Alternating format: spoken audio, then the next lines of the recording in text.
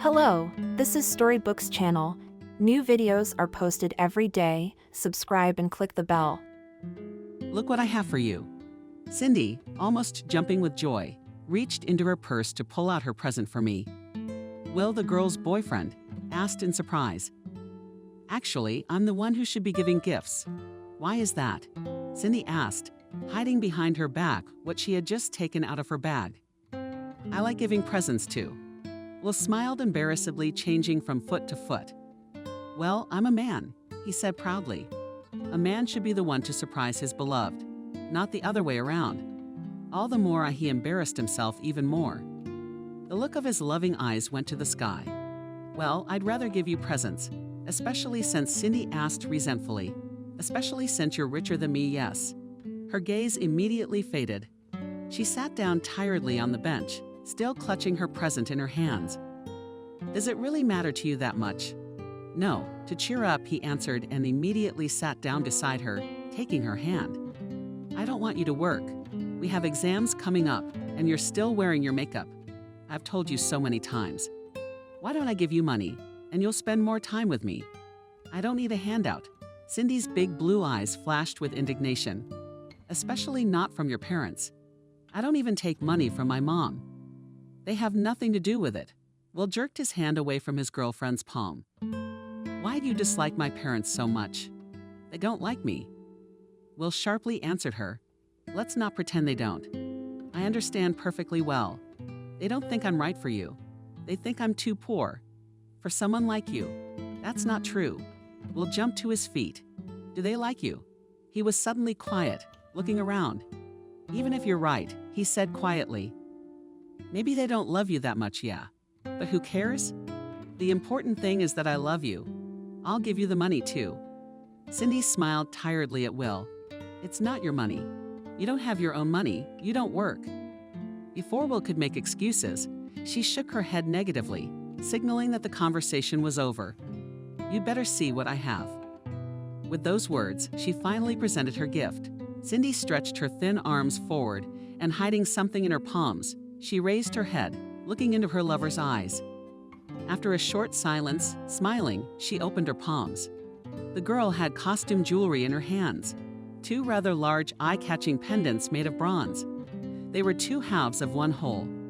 The key-shaped pendant and the heart-shaped pendant with the key cut out were connected, but were meant for two different chains. The quirky shape of the key clearly matched the heart. Will sat back down on the bench, held out his hands to the pendant. Wow, he marveled, though obviously a 17-year-old boy couldn't be that surprised by costume jewelry. They're keychains. They're not for me. Pulled Cindy's hand away, laughing. These are pendants for two. They need to be hung on a chain. But at me, she visibly looked embarrassed. I didn't have enough money for them. How cool. We'll continue to marvel. That's okay. I'll buy the chains. So he took the gift in his hands, scrutinizing it. I'll have a key, yeah. Don't you have a heart? Cindy continued to laugh. I'll have the key and you'll have the heart. But I'm a man. I'm the one who finds the key to your heart, not you to mine. Will smiled gratefully, raising his hand with the jewelry to the light to examine it more closely. It should be the other way around. But I want the key. She pouted her lips resentfully. Well, if you insist, sure, take it. Will laughed. All right, all right. He handed Cindy a pendant in the shape of a key. Then he took his wallet out of the back pocket of his jeans and put the pendant in the change compartment. Soon I'll buy us chains and we'll wear your present properly. Just the plain ones, Cindy said, rising from the bench. She pulled her beige scarf tighter around her. She took her fox leather gloves out of her purse. Are you cold? The guy asked her. Yeah, she replied. Let's go home. I haven't done home yet. And you, Will waved his hand dismissively.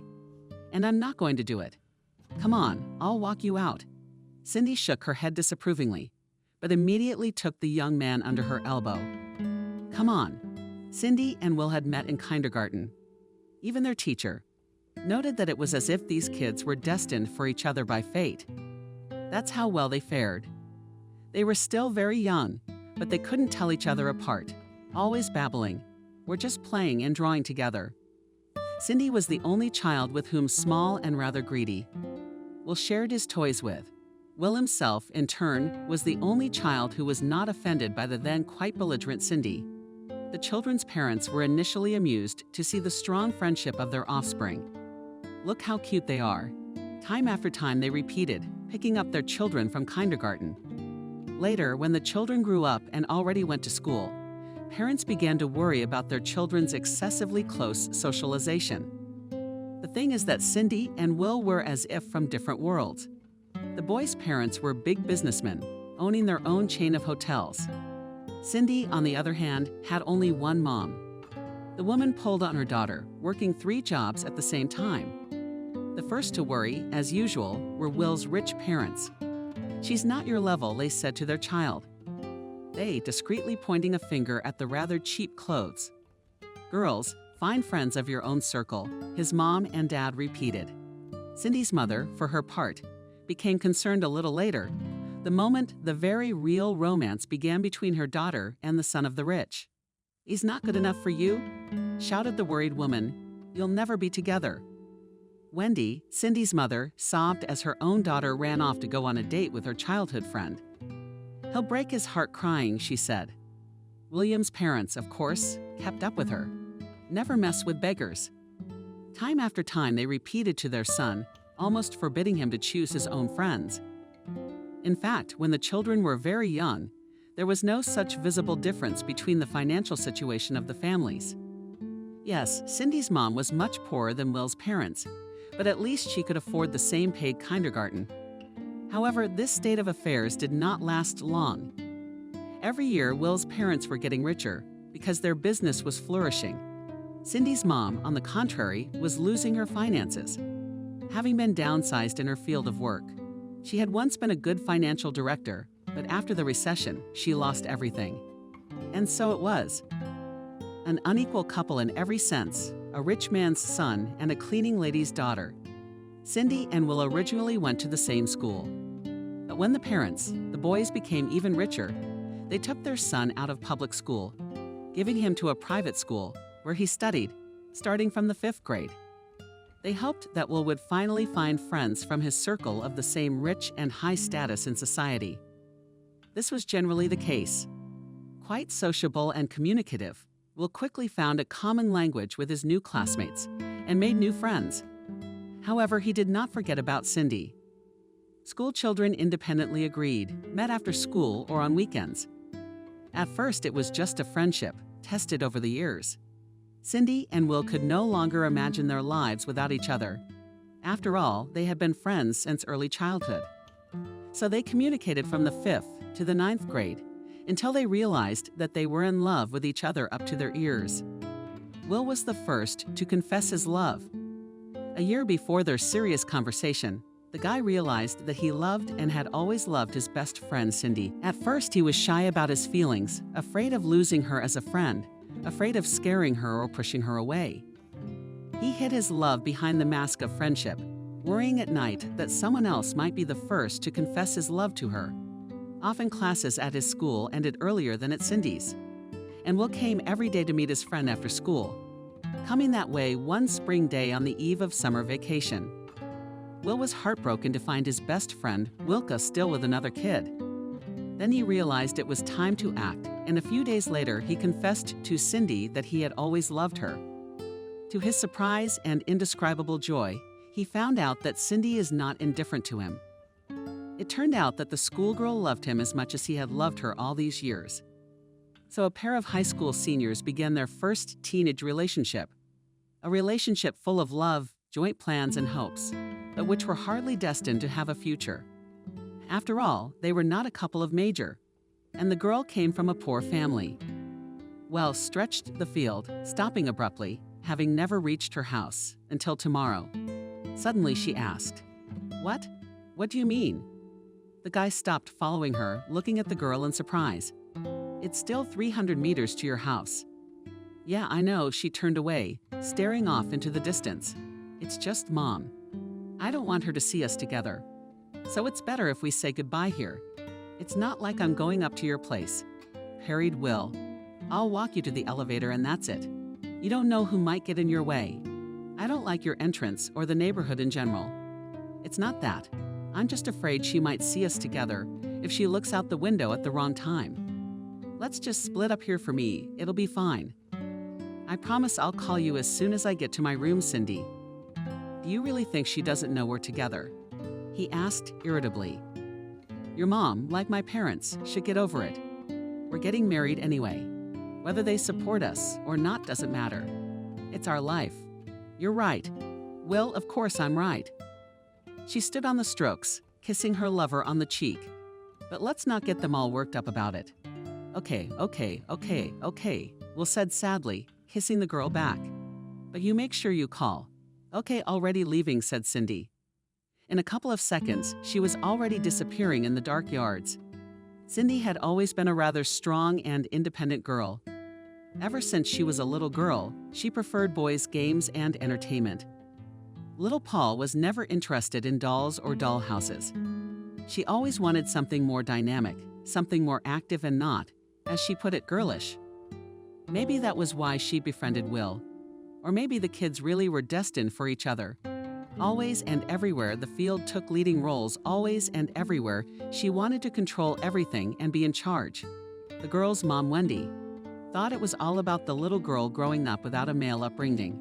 Cindy was already 17 years old, but she never found out what happened to her father. As a child, her mother said that her father was a sailor and had just gone on a long voyage. Later, she apparently forgot the old lie and said her father was her secret agent. Then she said her father was an astronaut, then that he was a famous person. And then, when Cindy turned 10, her mother said that her father left for another country for good. Cindy was worried at first, seeing how the other children were loved by their fathers, but gradually came to terms with the idea that she would never know her father's love. Despite her rather delicate and doll-like appearance, Cindy was a real tough cookie. She was only 7 years old when Wendy was made redundant. Unfortunately, the child had to grow up very early. Ever since then, Wendy had gone into a real depression, forced to work 3 low-paying jobs. And from that very moment, Cindy became an adult and independent once and for all. Her mother was never at home, so the girl had to look after herself for 8 years, when her friend Will didn't even know where food came from on the kitchen table. Cindy already knew how to cook not only for herself, but also for her mom. At the age of 14, Cindy had already started her first job. However, Wendy was not able to appreciate the labors of her daughter on merit-tired and unloved jobs. The unhappy woman simply did not have the energy to entertain her daughter, to communicate with her, or to learn about her experiences and events in her life. As a result, Cindy grew up to be her own stern, independent self only at the age of 15, when she was already fully providing for all of her current needs on her own. Her mother began to pay attention to her child, finding out that the girl was still socializing the same way, and even more so, was already dating the son of rich parents. Wendy became furious. She did not want the field to be with him. No good can come from these rich people, the woman thought, trying to shield her daughter from Will's influence, but it was too late. Cindy was already a mature, independent girl. Not only was she fully formed as a person, but she also had her own stable job, distributing cosmetics for a well-known brand. It was too late to raise her. Where have you been? The woman asked rudely. Jumped out of the bedroom when they heard the keys jingling. Who gave you permission to leave the house? Mom, I do not need your permission indifferently, replied Cindy Razuvev. I went to work during the day, then went for a walk. With whom? Asked Cindy's mom, losing patience. You were with him again. Yes, with him. No, lied the schoolgirl. Mom, I'm tired.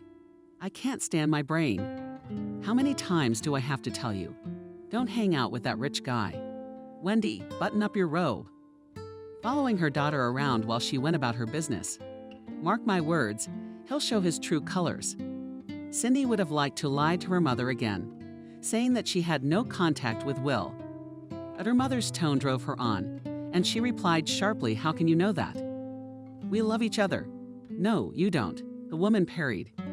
You are too young to know what love is. Listen, mother, I've already lived. I know what I'm talking about. That boy is no good for you. He can only hurt you. Mind your own business, Cindy replied in a harsh tone. As if you know what love is. We're getting married after we turn 18. Do you like it or not? With those words, Cindy dashed to her room and slammed the door forcefully behind her. Oh, Wendy clutched at her heart. This guy was just pissing her off. She grabbed the handle of the door leading to her daughter's room. But after a moment's thought, she decided to leave her child alone. We'll have to come up with a plan to keep them apart. The woman thought to herself, what a shiphole. Will thought as he left the neighborhood where his girlfriend lived. How can you even live here? He reasoned with disgust, looking at the 5-story houses and old shabby children's playgrounds, on which some scum crowded. The autumn wind harshly conceived under his fancy coat. Hands flashed. Was it for a lollipop from the thick, dense clouds? It was beginning to rain on the nettles. Oh shit, mentally Will muttered, almost stepping into a rather large puddle. I can't wait for her to move out of here. Every time Will, one way or another, had to be in this neighborhood, his heart sank into his heels, and there were only 2 words in his head. I want to go home. Even though he'd been to Cindy's house quite often, he'd never quite gotten used to the locals. It was beautiful. Dull, shabby houses, holes in the asphalt, dark, scary entryways that smelled of cat pee. He could still remember the first time he'd been at Cindy's house. Of course, he couldn't tell his friend that it was a total nightmare.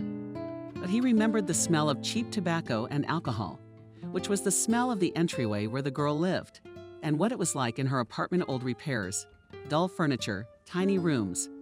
Of course he loved Cindy, but to be here in this horrible place where she lived was beyond him. Sometimes he was even glad that her mother was adamantly against it. Of course, Will wasn't used to this kind of life. Will was used to the beautiful and prosperous life of the rich.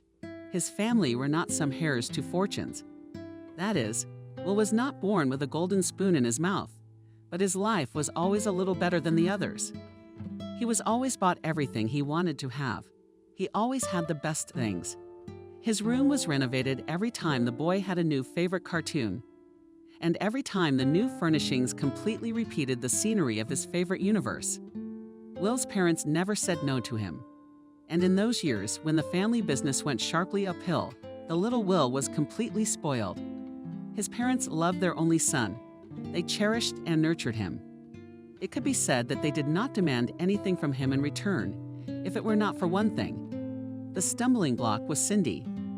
Will's mother and father were confused when they realized what kind of girl their son had fallen in love with. Of course, they didn't hate Cindy. That would have been too much even for them. However, they did have a couple questions about Cindy's financial situation. The daughter of either a cleaning lady or a dishwasher. No such couple. There was no way they wanted their own child, especially who knows what they could expect from her. These beggars, reasoned Clara, the boy's mother, what can you take from them? Surely Cindy's mother must be a drunk or even a drug user. How else could the family be allowed to descend to this level of living? No, he can't talk to her, she told her husband. Of course he can't. John confirmed her words. Especially since we know exactly how this is going to end. She's pregnant, and she'll blackmail us for money. There's no communication between them. There is no way we can allow that. When Will and poor Cindy were just friends in kindergarten, Clara and John paid no attention. At some point, however briefly, they had time to think that this girl wasn't so bad. Quite interesting, intelligent, beautiful. She even protected little Will by getting in the way of the mean boys. When Cindy and Will were friends, there was no reason to panic in the beginning either. But friends and friends, they thought.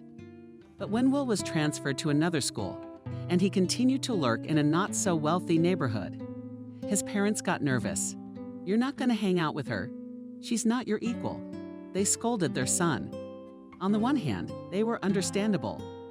The neighborhood in which Cindy lived was indeed quite dangerous, but on the other hand, quite competent businessmen were not the most intelligent parents and did not have time to realize that their prohibitions only stir up their son's interest in the girl. They tolerated when school children only just socialized. But when they started dating, such an event really knocked them out of their rut. They forbade their son to see the beggar girl, forcibly removed him from school. even hired a security guard, but will manage to outwit him time after time and find a way to sneak away to his beloved. Clara and John were confused.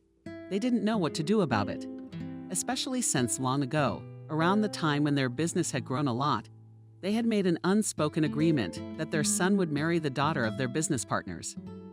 So what's the deal now? I'm at home shouted grudgingly to Will. He swore under his breath, took off his street clothes, and wandered dejectedly into the kitchen to get something to eat. There behind the bar sat the boy's mother. She gave her son a stern look, and Will realized there would be a scandal. "Where have you been?" Clara asked the girl. "How many times do I have to tell you the same thing, Will? She's no good for you." "Ma." "John," lazily replied the schoolboy, pulling a can of soda out of the fridge. "So the mood is lousy. I'm looking for you and your nonsense. It's not for you to know delusions," replied the gaunt woman. "Sit down. I have some important news for you." "Oh yeah, ironic," Will asked. "I think I already know your big news. I love Cindy and will be with her always. And you think what you want." In response, Clara smiled demurely at Will and she began affectionately. "Do you remember when you used to want to go to Haiti?" he asked in surprise. "What the hell is that? I don't know any Haiti." Clara shook her head. "Remember how you loved pirate movies? Do you remember where the pirates live on TARDIS?" The woman splashed her hands together in self-satisfaction. "I remember," nodding, the boy answered. "I remember as a child dreamed of going there. By the way, why didn't you take me there?" "Oh, honey, it just happened." She got up from the counter, walked over to her son. "But now it's time for us to go there," she solemnly announced, "for the next vacation. What do you think? How's that for a vacation? Man, it's cool." Will was visibly excited, as if he had changed from a grown-up guy to a small child in an instant. He clapped his hands as he used to do when he was a kid. And now even his youthful stubble didn't stop him from looking like a boy. "Maybe we'll take off for the weekend, eh? But a weekend's too short. It's better to stay away from school a little longer. So we'll wait for the vacation for a couple of years," Will rejoiced. He walked over to his mother and leaned over to give her a smack on the cheek. Taking the bag of pictures, he then walked towards his room. In his head, he looked like an adult, but still boyish and Will at heart. Pictures of sword battles formed fleetingly, big three-corner flags hanging from belts, and of course, treasure. Will ran into the room with a sprint, jumped on his large bed, giving still childish fantasies. There was little that could ruin his mood, but a memory of Cindy immediately popped into his head. Shit, he thought with annoyance. It's not like I'm going to be able to leave her for the whole vacation. He rose from the bed briefly, thinking, and headed confidently back to the kitchen, where his mother was still in the kitchen. "And I'm not going," he said, lifting his chin proudly. "I'm not going anywhere without Cindy." And Sergeyevna smiled demurely and contentedly, as if she had only expected that. "I know, son," suddenly she said. "Daddy and I thought long and hard and decided that we could take Cindy with us on a trip. That doesn't change the fact that Dad and I are against your relationship, though. But I think you'd love it. And then closer to your adulthood, we'll think about what to do with you." She looked at her son carefully. "What do you say? Do you want to take Cindy with us?" Unable to remember himself from amazement, Will asked. "What is it with you?" The boy's mother continued to smile coldly. She had her own special plan. "We just want to please our son. Is that a bad thing?" she said softly. "No, it's cool. But I'm afraid the field trip won't be at your expense. She's a proud girl." "Leave it to me," Clara replied. "I think I can negotiate with her mom.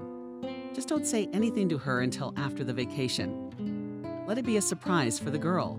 "Okay," Will answered cheerfully. And again, kissed his mother already on the other cheek. The schoolboy did not realize that his mother had thought of something to separate him from his beloved once and for all. Cindy and Will were walking along the embankment, holding hands. Cindy was saying something about her work, scolding some girls in the process. Novi almost didn't listen to his favorite. All his thoughts were there on the cakes. And how could he restrain himself from telling Cindy about the trip ahead of time? He continued to walk slowly, trying to nod in time with the narration to his mind. Suddenly, a word flew from the narration of the field, reminding the boy that there was a present in his pocket. He abruptly stopped the chains. He thought and smiling, looked at Cindy carefully. "What are you up to?" she asked, forced to stop with him. "Are you not listening to me at all?" "You're doing fine. You're doing great," Will answered proudly. "It's just that I remembered that I prepared a present for you." Was she visibly embarrassed? "You shouldn't have been," Will said quietly, smiling full mouth. "You should have," Will replied and reached into his pants pocket. After a couple of seconds, he pulled out a small baggie, then pulled out 2 identical gold chains. "One for you and one for me for the pendants." Pleased at his own generosity, he said no. Paula became visibly nervous. "Oh my God, Will, they're gold." "You fool. The pendants are just costume jewelry. It's just stupid to buy expensive chains for bling." "They're not bling," Will said angrily and reached into his pocket again. He pulled out his wallet, opened it, and pulled out a heart-shaped pendant. A couple of seconds later, it was hanging around his neck on a gold chain. "Well, it's beautiful because you gave it to me," joyfully he said and pulled the girl to him, kissing her. Cindy couldn't hold back a smile. "Definitely a fool," she said quietly, hesitating to take the expensive gift in her hands. At that moment, Will's cell phone rang, and he rolled his eyes and answered the incoming call. "Yes, Dad, you were good at everything." There was a rough and very loud shout from his father. 250,000 at a time. "Do you even know where the money comes from?" he yelled. The change he had just picked up immediately fell out of Cindy's hands. Either the phone or John's voice was so loud that the girl heard every word he said. "Spend it on his girl." "Yeah," yelled the kid's dad. "Don't you realize she's using you?" Cindy's lips quivered with resentment. Her eyes immediately became wet from the tears that came in. "They'll never accept me," she thought with annoyance. At the same moment, Will became embarrassed. Will took a couple of steps away, but the angry man's voice could be heard even from there to her ears. Cindy reached out angrily and so hurt. "Sooner or later, this chicken will fly from you, and you neighbor from our family all the money." Cindy turned abruptly, about to go. But Will, seeing the girl's worries, dropped the call and was next to her in a flash. "Where are you going?" "Baby?" he asked, looking into her eyes. "What happened?" "I heard everything," she answered, barely keeping herself from crying. "But why? Why did you buy those chains?" "I told you I wanted simple and inexpensive ones." "Do you have any idea what your parents think of me? We'll never be together ever." "What is this nonsense?" Will was indignant. "Why do you keep saying that?" He, not realizing how he felt, stepped in. "Maybe you just don't want to be with me." "Parents aren't an obstacle. What's your problem?" she shouted back, and tears spurted from her eyes. "Your parents will never let you marry me." "So what?" Will followed her and turned to shouting himself. "I don't care. I don't need them. I need their fucking money. I can provide for us myself. When we grow up." Cindy even laughed through bitter tears. "When we grow up?" she asked again. "Well, I've already grown up like a little kid. It's just you. You always act like you're 12 years old playing with toys, watching children's movies. You're like a child trapped in an adult's body. Your father's right. You don't know the value of money. What are you without your parents? You don't know much yourself, and other guys your age are already working. What about you?" He resented the other guys, clenching his fists in anger. How would you know about the others? He couldn't remember himself from the rage. He ripped off his chain, took off the pendant, put it in his pocket, went to the place where Cindy was standing before and picked up the second chain from the asphalt. Taking both pieces of jewelry in his hands by force, shoved them into the girl's bag. "I bought this for you with panic," he said. "Can you give it to your grown-up boyfriends? Since you're more interested in them than Chow." With those words, he quickly walked off in the other direction, leaving Cindy all alone in the same minute. Two different women sat across from each other in a small, cheap cafe. They had no idea that at that moment their children had broken up in a big way. But if they had known, they probably both would have cried with happiness. Oh, how was it to their advantage? After a long pause, Clara interrupted the long silence. "Have you thought about your decision? Are you in?" she asked, reached for a cup of coffee. "Mind you, I'm in it with or without you." It's in your best interest to agree. Wendy stepped forward. May I clarify if I understand you correctly? You're suggesting that I tell my daughter that you and your family are taking her on vacation and paying for her tickets and last-minute stay. I should tell her that Will specifically changed his mind about taking her with him and asked her not to come to the airport. What makes you think she'll believe that? Clara smiled demurely. Because it has to happen at the last moment, when we're already at the airport. I stole my son's cell phone. It's going to be pretty easy. He usually starts buying up everything in duty-free. I don't remember anything around exactly when he gets distracted. I'll take his cell phone and text Cindy on his behalf that he's over her, then just throw it away for good measure. Will we buy a new phone and a new SIM card? We're not coming back from vacation. We're going straight to England. He doesn't know about it yet. His son will see that Cindy hasn't come to the airport and thinks she's fallen out of love with him. And then everything falls into place. They'll forget about each other once and for all. My Will already has a fiancée, though he doesn't know anything about her yet. Your daughter, I'm sure, will find someone else. Our children will finally be separated. She moved forward with a predatory smile. And to make sure you don't change your mind, I'll pay you a tidy sum to keep quiet and help me with my plan. It's a deal. Wendy smiled back. You know, I'd do it without the money.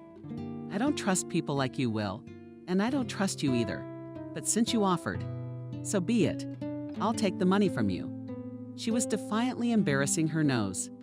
Like I said, I don't know if I can trust you, but I don't have much choice. I've got your little boy on my mind. In fact, I've thought about separating them myself. I hope you can be trusted. In any case, I'll take the deal. The two women exchanged equal glances. Wendy was the first to rise from her seat. We're literally a couple of weeks away from vacation, and I'd have to work very hard to convince Paula to come with you. She's a proud girl. She won't even take money from me. I hope it works out. I'll be waiting for your call. It's a deal, Clara replied dryly. She nodded her head instead of saying goodbye and looked sternly in Wendy's direction as she watched her leave the hall and waited for the failed wedding party to leave the premises. Time passed and Cindy and Will had completely stopped communicating because of their quarrel.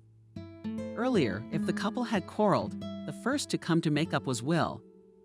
As a rule, he waited for the girl after school to apologize and continue the relationship without resentment and conflict. This time, something was different. Will had been so hurt by Cindy's words that other guys his age were acting like adults. And really, how could she know that? Resentment tormented the teenager every night when he fell asleep, and every morning when he opened his eyes. He thought bitterly about one thing, who she was dating, how she knew about the others. He felt humiliated and crushed. What did she mean by saying Will was acting like a child? Also didn't like the chains. What did she want anyway? The guy was so upset, he made a proud decision. She should come this time, make up with her after all. What was his fault?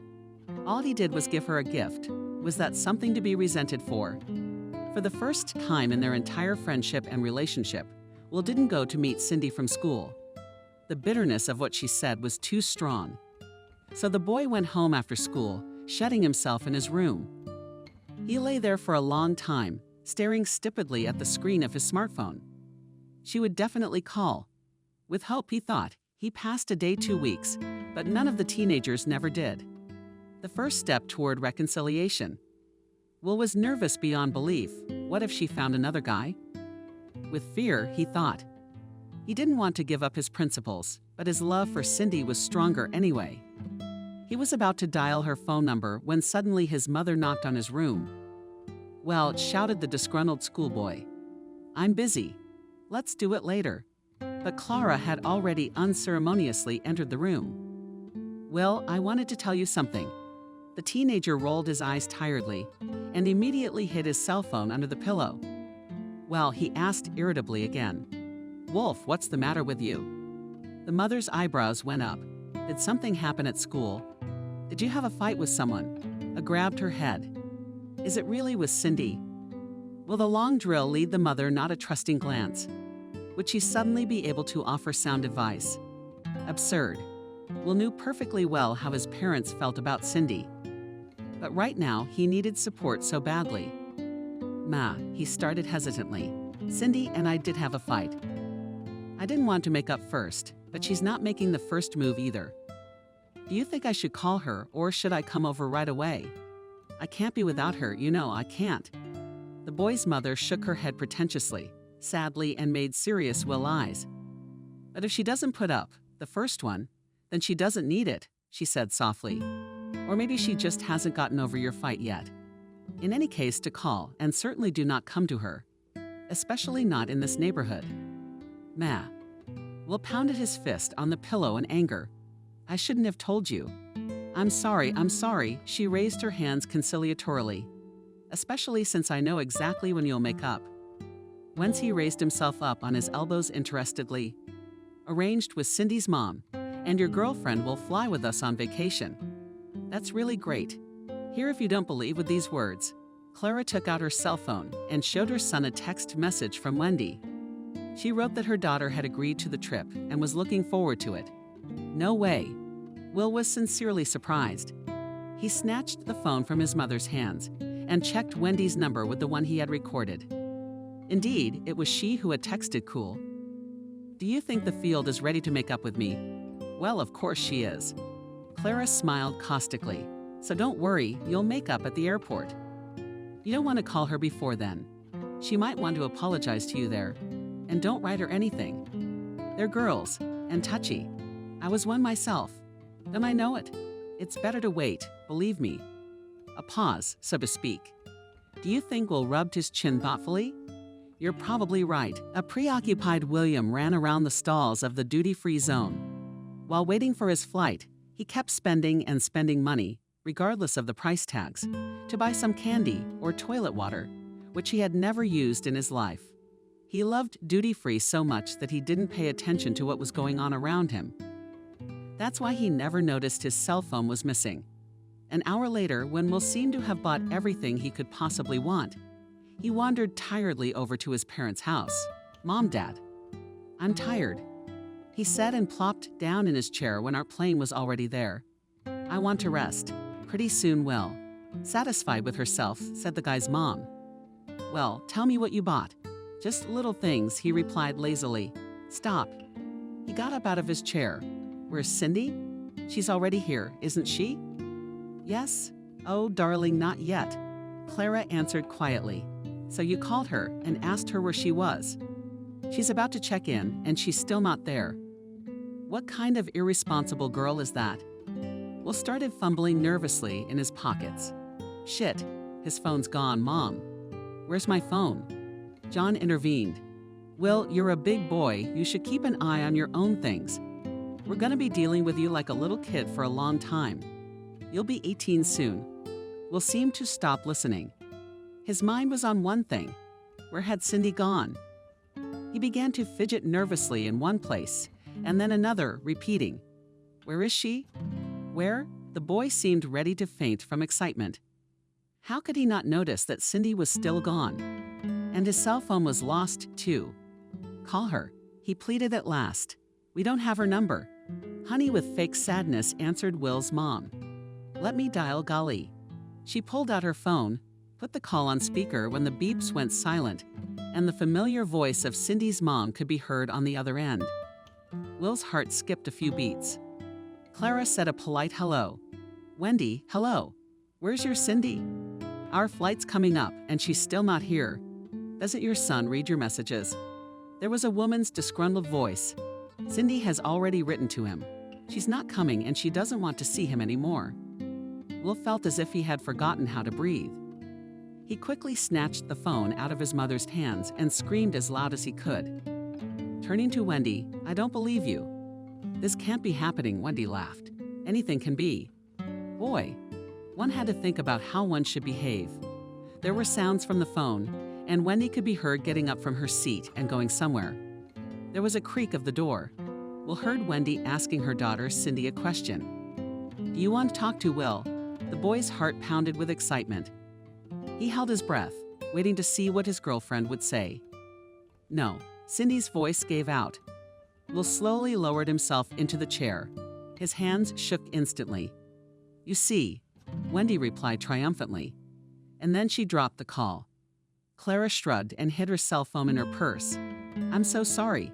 "Honey," she pretended to sympathize, not waiting for what her son had to say. She reached into her purse again to get something out. Here, she shoved some papers into her son's hands. "Read it. So you don't think we didn't want to take Paula with us. We bought her tickets, paid for her hotel. She didn't want to go." She softened her tone. "I don't know what happened in there. But believe me, it's for the best for your mother. Forget this begging and live your life. Relax and take a break from everything." Clara walked over to her son and pulled him into a hug. Clara clapped him on the shoulder. "Don't feel bad, she was never right for you anyway." The woman hugged her son with motherly love. "Oh," she exclaimed, "our flight." Almost immediately after the events described above, Will and his parents boarded the plane. Upon arrival, the first thing the teenager did was to buy a new cell phone and a SIM card. Finding himself in the familiar element, he first of all was going to write his favorite message. But having installed on the new phone the necessary social network, he was horrified to find that Cindy deleted her account search.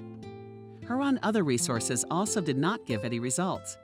From that very day, the guy's heart was broken. From that very day, he realized that he could never love again. Will and his parents never went back immediately from the island. Another flight to another country far from their homeland was waiting for them. There Will finished school, found new friends, and started a new life. How did Cindy's life turn out? It was unknown to him. At some point, as it seemed to him, he forgot about the girl forever. As the years went by, Will grew older. And now he is no longer a head and a teenager, but quite a mature and adult man. Sometimes he very rarely remembered his first love.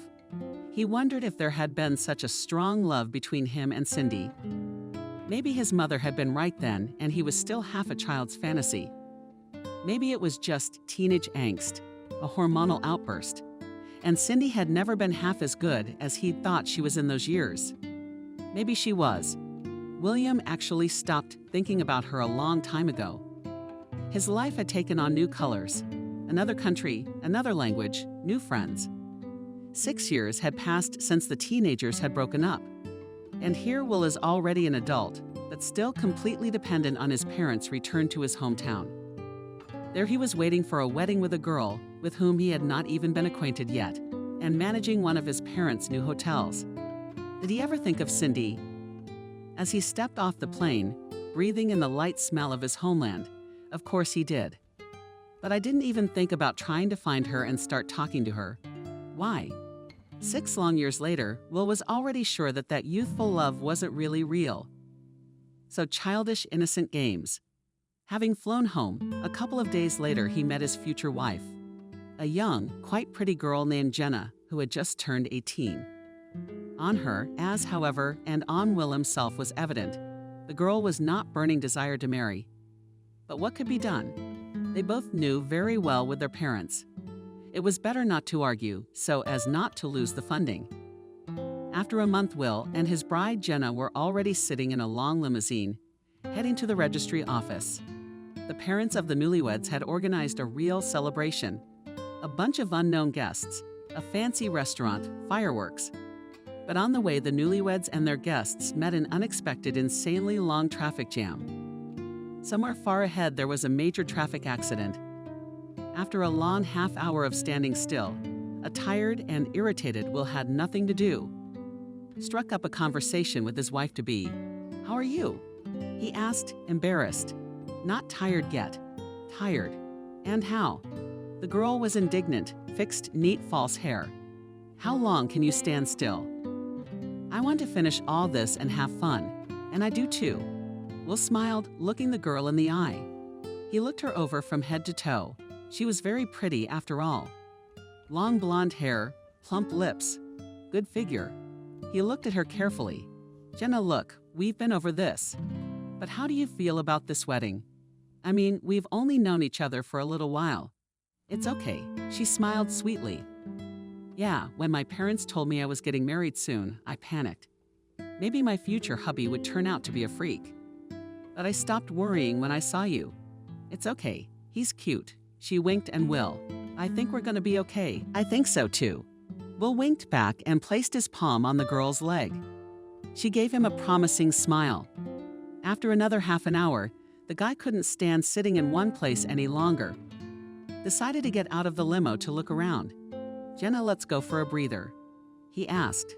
Look, our guests are all out, and we're all sitting here like recluse. Who knows how long we'll be stuck in this traffic? Oh no, said the girl. I'd rather sit here. With these words, she went to the minibar, taking out a bottle of champagne. And you stay, since we're stuck here, let's spend some time drinking and chatting. Will guiltily smiled back. Still, he got out of the car to stretch his legs. Of course, drinking champagne with a pretty girl was a very tempting proposition, but he couldn't sit in one place any longer. He opened the doors wide and the bright sunlight immediately hit his eyes. William got out of the car and looked around. His hometown didn't seem to have changed. Over the years, he walked along the cars standing in traffic, every now and then greeting the wedding guests he didn't know. When Will was about to get back into the limousine, his gaze was drawn to one rather strange figure. A beggar's man, he could tell, but so familiar. He squinted, covering his eyes with the palm of his hand against the sun. This can't be it. He thought to himself a little away from the road she was standing. In fact, he wouldn't have been so surprised by the encounter. It was to be expected after all. After all, Will had returned, and she, of course, lived here as before. But so soon, and under such circumstances. There was another small but very odd detail. Embarrassed by the guy, she was wearing a janitor's uniform. The young janitor was briskly sweeping leaves, paying no attention to the people passing by. No way. Cindy, with horror, thought the young man and inwardly shuddered. No, what's gotten into you to do a little janitorial work? He was finally convinced that it was really his Cindy. Without thinking, he immediately rushed toward her. As the boy ran across the road to meet his first love, his heart beat harder and his palms immediately sweated like a 15-year-old boy's. It really was Cindy, still as beautiful, still as young. It seemed that in the 6 years that the young people had not seen each other, she had not changed one bit. Only Nick and her sad look gave away all the pain she'd been through in his absence. Will's throat was immediately dry, but he took a step towards Cindy with almost shaky legs. He said quietly, Cindy, is it really you? From the surprise of the janitor check, literally jumped on the spot. What is frightened? She asked. Are you talking to me? Cindy, tears came to Will's eyes. I can't believe it's you. He held out his hand to her, but the janitor sneered instantly. You're the young man you wanted to identify, I guess. She asked, finally looking into the eyes of her interlocutor. Cindy, quietly, almost crying, he said again. He felt dizzy. He felt as if the ground had gone out from under his feet. He had so many questions. Why hadn't she come to the airport then? Why had she left him? Why hadn't she called? Why hadn't she told him she'd fallen out of love over the phone? Thoughts swirled in his head, but the only thing he could ask was this. You're a janitor, but why did her eyes flash with rage? I'm sorry, man, I don't know you. She blurted out. What is stunned? Asked the guy. It's me. Will, how could you forget me? The girl forcefully clutched the broom in her hands. On the bones one. Knuckles, I don't know you, she repeated her words. Cindy, what are you doing? He took a careful step in her direction, but was forced to jump back, almost getting hit on the head with the broom handle. And outraged boy, what are you doing, Cindy? Oh, come on, it's me, Will. Get away from me. Don't interfere with my work, Cindy said angrily. William would have thought he'd really made his mark if it hadn't been for one thing, but deep down in his subconscious mind he knew for sure. It was her, his Cindy, still just as belligerent, still just as confident. He knew he'd recognize that voice out of 1,000. Would have recognized those big blue eyes. Will shied away a little, but didn't leave completely, only asked bitterly, why did you leave me, Cindy? Why? The employee's face changed in an instant. It seemed to read resentment, anger, longing. But she did not answer him, only raised her chin proudly. Man, mind your own business. Don't interfere with my work. I've already told you. You were wrong to say that. She turned and walked away. "No, Cindy, wait, don't go." Will shouted after her. In a couple of steps, he was able to catch up with the strap and grab her arm. "I'm not leaving until you answer my questions. What happened to you? Why are you working as a janitor?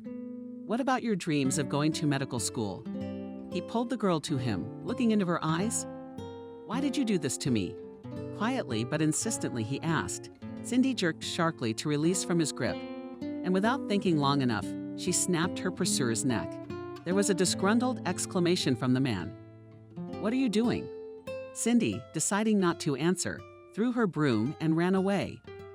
Will stared at her in silence, shocked to the core. "Cindy." He said her name quietly, rubbing his injured neck lightly. A familiar voice came from behind him. Jenna, who had suddenly appeared behind him, stretched out again. "What are you standing there for?" Perplexed, she asked. The traffic had already cleared. Everyone had almost reached the registry office. "And you disappeared." She giggled softly that she had decided to run away her own wedding. Yay. Jokingly, the girl threatened with her finger. "Good thing I caught you. Let's go quickly." Will, still in shock, didn't know what to say to her. He received from Cindy on the neck, but he realized that still, despite everything, he loved and loves her for real. Always her alone, the only one in the whole world. The boy didn't even look in the direction of his fiancée. His gaze was still focused on the spot where his first love stood a couple seconds ago. What, without even turning around at Jenna's voice? He interjected. "That girl, did you see where she ran to?" What other girl? Jenna approached the guy from behind and put her hand on his shoulder. "Will, what's wrong with you? You're standing here all alone." Finally, Will looked back and carefully looked his fiancée in the eyes. "Like you didn't see anyone." "I think I saw her." "Her who?" "Silly?" Laughing, Jenna asked. "Our limo is parked." "Run over there. Hurry up before your parents start fighting." Parents regretfully said Will. "All right, let's go." Some 40 minutes later, Will and Jenna were standing in the registry office, looking like happy newlyweds. They both cheerfully said yes to the registrar's question. What next? The next thing you know, it was a real fun wedding. That day, Will got drunker than he'd ever gotten drunk before. And it wasn't because Will was so excited about Cindy's marriage. He couldn't get her out of his mind, and the lavish wedding was going marvelously. All the guests, including the parents of the newlyweds, were delighted with the ceremony. Everyone was having fun, walking around, dancing. All except Will, because he couldn't get out of his thoughts. One question was, why did Cindy become a janitor? Had her life not turned out the way she dreamed it would? Will, who was already quite tipsy, was sitting on his seat when his mother came up to him. "Will, congratulations," with joy in her voice. The woman said, "You're all grown up now. How pathetic are you as a spouse? Tell me, she's beautiful. Why don't you say something?" Will raised glassy eyes. "Mom, what do you think?" he began stammering. "Why do you think Cindy left me then?" "What?" Mother was outraged. "What other half? How did you ever think of her?" "Oh, Will, you're a married man now. Drop your childish nonsense." "Mom, tell me." Drunken Son kept insisting on this topic of conversation. "Tell me, why did she leave me? You know, I still love her." He almost cried. William quietly through his teeth and firmly whispered at his son Clara. Looking around, immediately shut up. "What are you talking about? Who the hell is Cindy? Forget about that beggar, once and for all." "But I love her unexpectedly," Will declared loudly, rising from where he was sitting. In his hands, he was holding a bottle of whiskey. The jacket in which the young man had married had been thrown somewhere, and for the manifested edge of the snow-white shirt came out of his pants. "I love her drunkenly," he insisted. "And quite loudly, you hear, Mom, I love her, period. I want everyone to know." The banquet hall erupted in applause. Probably the guests naively believed that the drunken groom was talking about his new spouse. Some shouted, "Good for you, she loves you too." And only the distraught mother knew who they were talking about. Will continued to hiss at the woman. "Will, stop this circus at once." But Will seemed to have forgotten that he was talking to his mother a second ago. He, barely able to stay on his feet, wandered to the center of the hall, grabbing Jenna under the arm. He yelled, "You saw her. Tell me you've seen surprised, but also pretty drunk." Jenna only grudgingly obeyed Will. "You've had enough, haven't you?" she said, supporting her husband under her arms. "And before that you will not be able to fulfill the conjugal duty," and laughed, but drunk, and tried to pronounce his favorite name. "Where is he? Where is she? Where is my beloved?" the unhappy man asked, looking his wife straight in the eye. "Okay, that's it." Still laughing, said Jenna. She waved to someone, and in a couple of seconds, the drunken groom was carried to his room.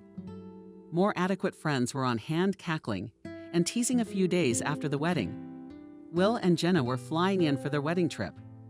Will lazily sprawled out in his airplane seat, playing uncomplicated games on his smartphone.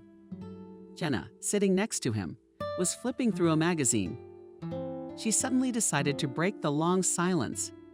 She called her husband again, playfully flashing her eyes. "And when we return home from the honeymoon, what do you plan to do?" The young man, without distracting from the game, shrugged indifferently, the same as always. "And this is what?" the girl continued to inquire. "I still don't know where you worked before we got married." "Just like our parents, yes, the hotel business." Will laughed snidely. "There's more. I've never worked, and I'm not going to do anything when money is already flowing into my hands." "Why do you ask? Are you afraid we won't have enough money?" "No. I mean, well, yes, I am, honestly," she admitted. "My dad said that when I get married, my husband will provide for me." "No, I understand that our parents will give us money anyway. But don't you want to earn money yourself?" "I don't want to," Will replied with a laugh. "Why would I want to do that when I already have everything? Of course, Dad offered to take over one of his new hotels, but I don't want to." "I don't need it, Jenna." "Well," the girl's embarrassed, "you're a man. A man's got to have something to aspire to, something to dream about. That's what poor men need. Why should I? I've already achieved everything when I was born." He gave his wife a sly look. Then he went back to playing the phone. "What are you gonna do? If you want it so badly, you can do it yourself." Jenna laughed. "No, I don't want Anna either. I'm a girl. My job is just to be beautiful." She smiled flirtatiously and put her hand on Will's arm, forcing him to put the phone aside. "Do you think you love me yet?" The expression on William's face changed in an instant. He put the phone aside, covering the eyes in his head. Then came the logical question: what is love? Since the day Will was a teenager, from the day Cindy had left him, he had decided that he could never love again. But how can you take a 17-year-old boy's reasoning seriously? Especially since he was hurt, humiliated, and angry. Will himself did not know the answer to his question. Back when he lived in England, it seemed to him that all that love story with the little one was just a figment of his imagination for today. Today, he was no longer seriously convinced of it. The boy remembered his wedding day daily, and it wasn't because he'd made a happy marriage. It was because of her. With Cindy, he wasn't sure that meeting was real. The very next day, he decided that it was all a product of his altered imagination. His imagination was still jammed in the morning, and then in the car with Jenna. However, he knew one thing: Cindy still stirred his soul. She turned out to be the scar that nagged again and ached after years of separation. And even though he had dreamed that meeting, even though in reality Cindy was long married and happily nursing her children, it doesn't matter where she is. It didn't matter what she did for a living. All that mattered was that Will loved this girl with all his heart and soul. He knew for sure that he was ready to take her any court. No one's or director's married lady or rambunctious maiden. None of that mattered to him at all. It was on his wedding day that Will realized that he had loved Cindy always and would love her until his last breath. It was the day he married someone else that he realized he had loved the same person, Cindy, all his life. The same person he had known his entire conscious life. But what now? Now Will was flying first class on an airplane to the islands. Sitting next to him was a gorgeous blonde, part-time his legal wife. In his glass was expensive champagne, and from the porthole you could already see the ocean. If you don't go into details, Will's life was the truest fairy tale. Rich parents of beat beauty, a wife and a whole life ahead of him. Long ago, when Will was a child, He dreamed of growing up and supporting his family on his own. Dreamed of taking a bullet for a wife. Dreamed of giving gifts to his mother with the money he earned himself. As a child, Will would often daydream with his head flying off into a fantasy world. He and Cindy also often dreamed together, imagining what their future adult life would be like. Cindy always wanted to become a medical doctor. Will promised his beloved that for her sake he would open his own clinic. Even when the boy was already studying in England, he dreamed of independence. The day when his father promised his son to give under his control one of his hotels, Will was happier than ever. A new adult life, family, and happy. Departing for the dream hometown, the boys took off with the airplane. What will my wife be like? Will I be able to run an entire hotel? These were the questions the guy was asking himself, anticipating his new life. Who knew his dreams were destined to be shattered? Who knew that Cindy's mojo would ruin his mood so badly after the wedding and that vision? Will realized he wanted nothing more. He turned down his father's offer to run the hotel, given up on the idea that he and Jenna could really make something work. Now he wasn't living, he was floating through life. His life was quite good. The guy was taken out of his thoughts by the irritated voice of his wife. Will unhappily whispered she, "Did you fall asleep, or what?" "Actually, I'm asking you important questions." And Will opened his eyes sharply, shaking his head sorry. "I've been thinking." "What were you asking?" "I've forgotten." "Oh, come on." Jenna laughed nervously. "I was asking how do you think you've grown to love me?" "Will, instantly by nickname." He covered his eyes again, leaning back in the airplane seats. "No, Jenna, I'm sorry. I don't think I could ever love you." The newlywed couple flew to the islands for their honeymoon vacation. The couple's parents ponied up the money to put them up in the best hotel. After the confession that Will made on the airplane, the relationship between them went sour, and each of them distanced from the other. Although Will already, after landing 1,000 times, apologized to his wife, brazenly lied that he just had too much champagne and did not know what he was saying. Jenna was visibly distant. At first, the couple tried for the sake of decency to spend time together. But then they had separated, and each was doing his own thing, not interested in his partner's leisure time. Will collapsed lazily on a chaise lounge, lazily pulling up another alcoholic cocktail. The bright warm sun was shining. The young husband's skin visibly darkened with each new day, and the thoughts in his head became more and more benevolent and simply positive. Around him was the most real paradise, tall, wonderful palm trees, cast shade, carefully protecting his eyes from the sun around him. Every now and then beautiful girls with chocolate skin tone passed by. The air was progressive and slightly humid. Around Will flew drunkenly, shields, the aroma of fresh coconuts. After another long-legged beauty passed the guy, he whistled. How well the cocktails had done their job. And now Will was already open to the world, and he wanted simple worldly joys. Then William suddenly remembered the purpose of his trip. Shit, I have a wife, he thought. He felt a pang of shame, like a snowball. Why did I say I wouldn't love her? Then on the airplane, Will felt sad and ashamed of what he'd said. She really wanted this to work out. What kind of person am I? Will rose leisurely from the chaise lounge. I should apologize to her again. He thought, I have to tell her that our relationship still has a chance, even if it's not true. Continuing to drown himself in shame, Will walked with a confident gait toward the room where the newlyweds were staying. He wanted so badly to apologize to Jenna. After all, she was still very young. Passing the reception, Will stopped. He called the receptionist and asked her to find him a gorgeous bouquet of tropical flowers. A couple of minutes later, a smiling girl brought out a basket of flowers and asking to put it on his account. He went to the room to offer his wife his sincere apologies. He was already approaching the door when he smelled something wrong. He knew for sure that at that time Jenna, who was not used to changing her habits, was sleeping sweetly. But why were their voices coming from their room? There seemed to be a man there. The confused Will opened the room with the key card and, seeing what was going on there with a rumble, dropped the basket with flowers from his hands. Jenna, what the hell is that? He asked. He sobered up instantly. We just got married and you're already in bed with someone else. Jenna clumsily covered her breasts with her hands. Oh, that's not quite what you think. She cast a worried glance at the man who was lying naked in the same bed with her. This is not it. What is this? Will was indignant. Aren't you ashamed Jenna cheated on her husband on her honeymoon? And how can we live together after that? Will shifted his gaze to the man who was also ridiculously covering his intimate parts. Man, why don't you say something? Do you even know she's married? Jenna's lover guiltily smiled. Bro. I'm sorry, I didn't know honestly. Just don't tell my wife. Oh hey, you guys are out of your fucking minds. Shaking with anger, Will shouted.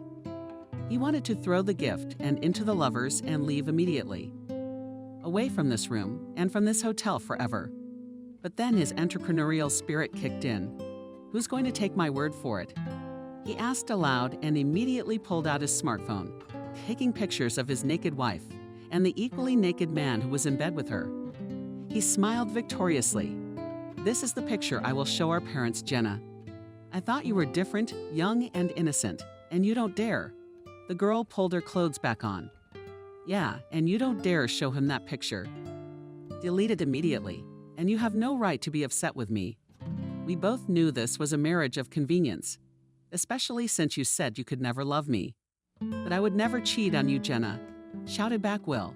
Does marriage mean nothing to you? Nothing at all. She answered rudely, showing her true colors. I don't care about you or your parents. You disgust me, asshole. I'll live my life as I want. Will was taken aback. Why did you sleep with me in the first place, if I disgusted you? Perplexed, he asked. Why did you ask about love? Why all this circus? We could have made a deal on the beach. Jenna laughed, looking him straight in the face. So what of it? I like attention from men. What's the big deal? I asked about love because I thought you'd be of some use. What can I take from you? You're not going to work. You don't have any aspirations. Anyway, do whatever you want. Just don't you dare tell your parents about it and ruin our life together. Frustrated, Will never found something to respond to the Hulk. A little softer. He quietly walked out of the room, never uttering another word. That day, Will did not remember himself from the amount of alcohol he drank. It is not known how he managed to hastily gather his things, checking out of the hotel and clutching in his hands the very pendant that his beloved had once given him. Loaded into a cab bound for the airport. That day, Will realized that this was not the life he wanted. He realized that if he wanted a drop of happiness, it was time to pull himself together and start acting on his own. No longer talking to the storefront, his wife, or answering her calls. William bought a hot airline ticket and flew to his native land, sitting in the airplane. He kept clutching in his hands the pendant that he had once received as a gift, a pendant that physically was worth almost nothing, but in fact was the most precious thing to him. After all, it had been given to him by Cindy. Having landed in his hometown, he, in the process of blocking out the names of Jenna who was warring against him, immediately gathered her from her parents in one place with the purpose of presenting them with the fact of infidelity and demanding the dissolution of the marriage. As he approached the appointed place of meeting in the shower, he got such a pleasant, but already forgotten by him, feeling of approaching change. Are you serious? Asked Will, tiredly, rubbing his nose. No, I don't believe you really don't see the problem. William, you're a nervous wreck right now. Why don't you get some sleep, get some rest after your flight?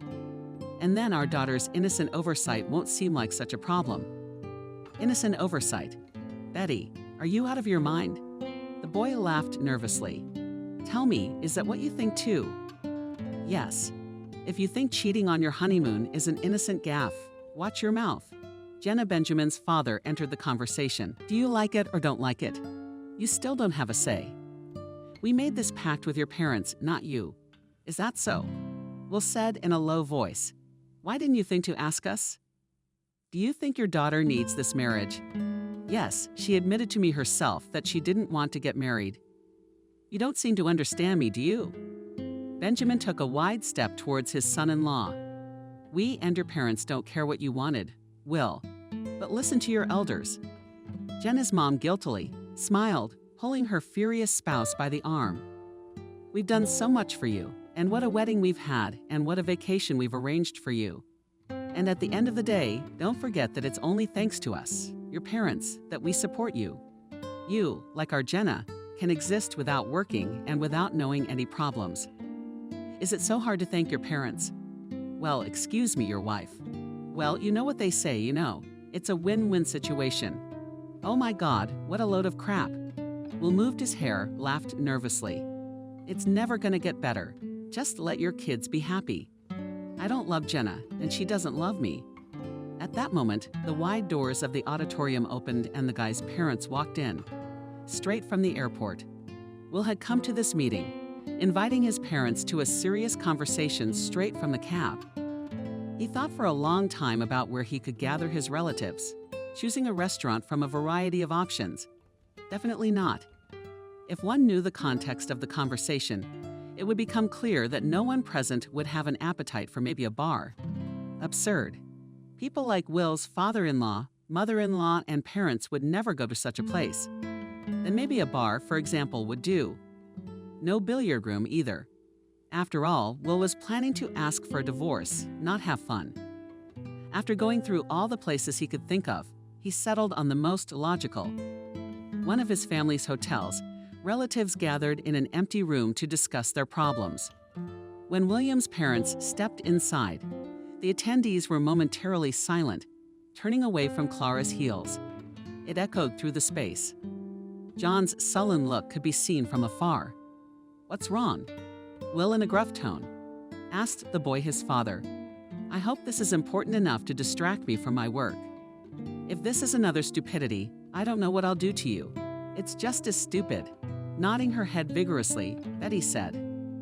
She walked over to Will's mother and with a strained smile smacked Lola on the cheek. This isn't even stupidity. My dears, it's completely absurd. Your son wants a divorce.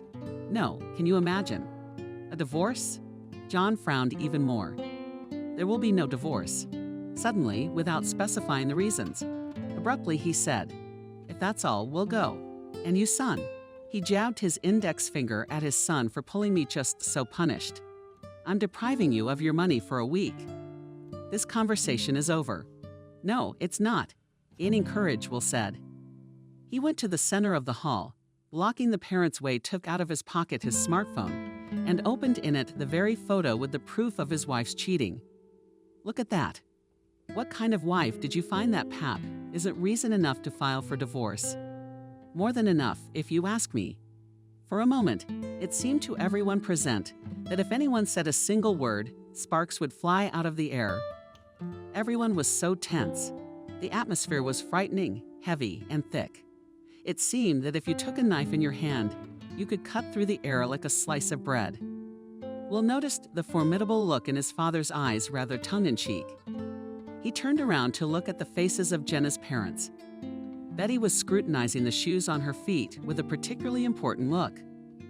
Even formidable Benjamin tried to look away, embarrassed. Will waited a couple more seconds, picking the right moment, and said, I think our matter is settled. He threw another glance at his father-in-law, smiling falsely. Then he looked again into his father's eyes. I knew you wouldn't let me be humiliated like this, he said. I realized that Jenna and I's marriage was important to your business, but this kind of cheating on my honeymoon. No, I don't want to ever see that woman again. I'm filing for divorce. John frowned even more and took a step toward me. Is it true? What is it? He asked quietly. We agreed on this marriage. Couldn't you explain to your daughter the elementary rules of married life? And John, Benjamin, the luxury of being angry. I admit it was my fault. But the divorce. You realize divorce is out of the question. At the moment when Will, satisfied with himself, was about to leave the hall, his father approached him again and took his son by the shoulder in a kindly way. Well, Will, think about it.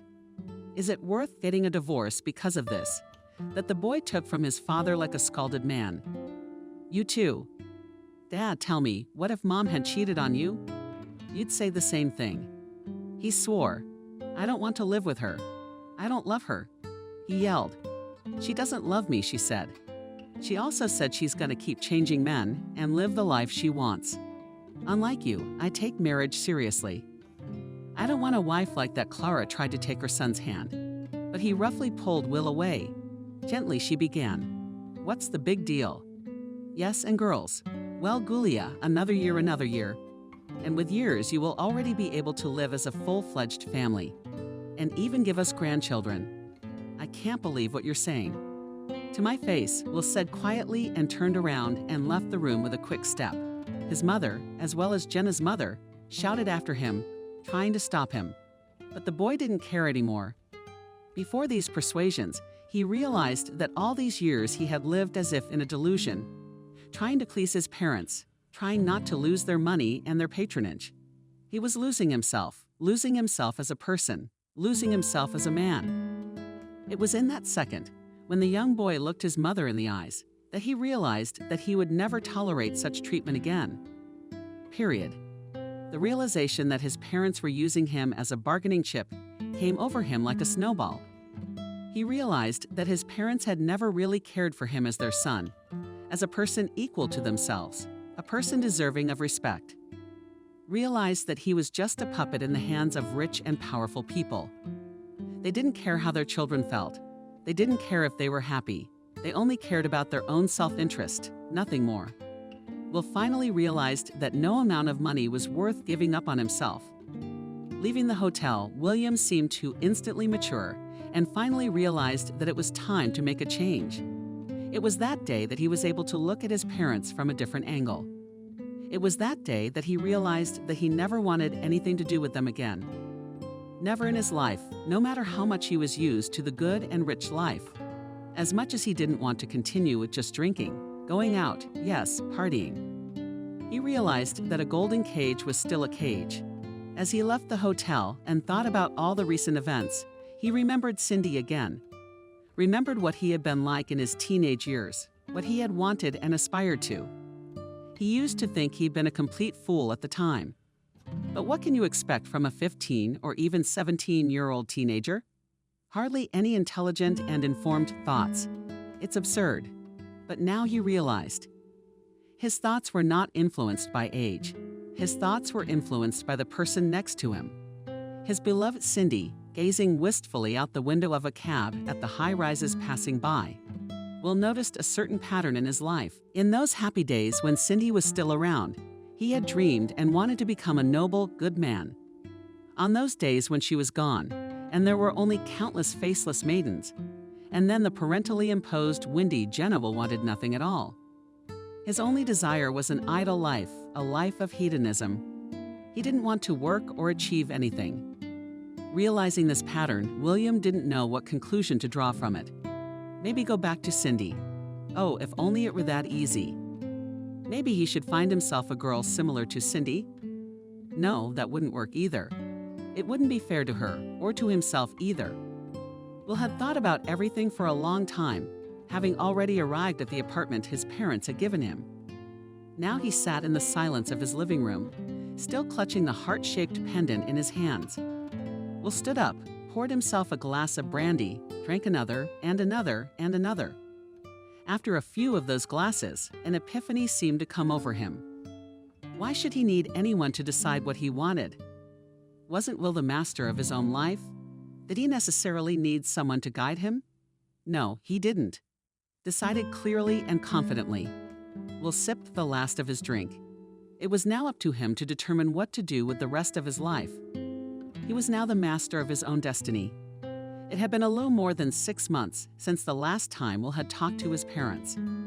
A lot had changed, if not everything. Waking up the next morning, Will made a clear decision to become independent and started acting on his own that very day. Quite quickly, he managed to sell everything that his parents had given him and put in his name, namely his apartment, several cars, a couple of expensive watches and things, collecting the money he had managed to get out of those sales. Will decided to start his life with a clean slate and move to another city. Did he ever hope to pay back the money that his parents had to put into the foundation of his future independent existence? Long ago, when Will was just a child, he often dreamed of living by the sea. As a child, he often fantasized about how pirates would break into the town where he would live, how they would rob everyone and everything, how they would take little Will with them and take him into their circle. Now, of course, William's fantasies were somewhat more modest, but he did not want to give up the idea of living by the sea for anything. The proceeds of Will was enough to buy a house on the Black Sea coast and even open his own business. Moving to another city, Will wrote a message to his parents that he no longer wished to see them and that he was cutting off all possible contact with them once and for all. He changed his phone number, his place of residence, everything. Now it was not the Will he had been for the last few years. It was a new Will, self-confident and independent. From now on, he wouldn't let anyone mess with him. True, the young and blonde girl laughed out loud. I would never have thought that you are not from around here, so tanned and handsome. You know so many interesting places. She playfully smiled behind the ear-long, light blonde hair, and I'm just passing through to have a rest, to have fun. Will was upset when he heard the words, but he decided not to let it show. He carefully took his wine glass by its thin stem and said, "Well, that's great. Yes, I wasn't born here, but I live here permanently. Since you're at a resort, why did you agree to come on this date? Don't get me wrong. You're a very pretty girl. But didn't I say I was looking for a serious relationship?" The girl tilted her head to the point of indecency, laughing loudly. "Why can't you and I have a serious relationship?" "Well, how?" Will was surprised. "I mean, we live in different cities.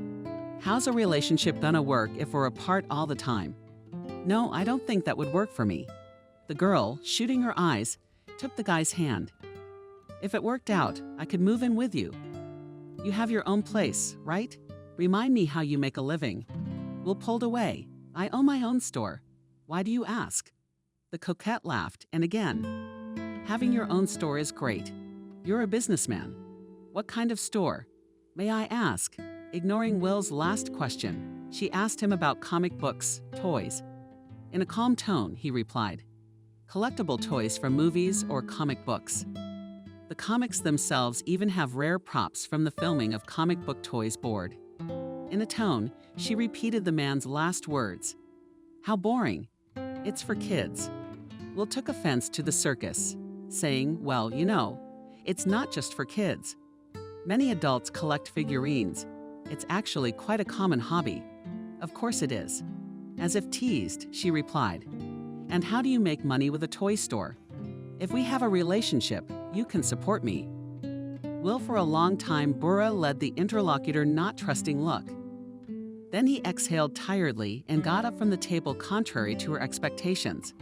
"All right, Marin," he said, taking his wallet out of his pocket. "You and I are not going to work out. I'll be going now." With these words, he counted out a few bills and threw them on the table. "You can pay our bill yourself. Okay, have a nice vacation here. Let's turn around," he said. The girl shrugged lazily, picking up her glass. "It's clear," she said aloud, even though there was no one around. Another beggar brother.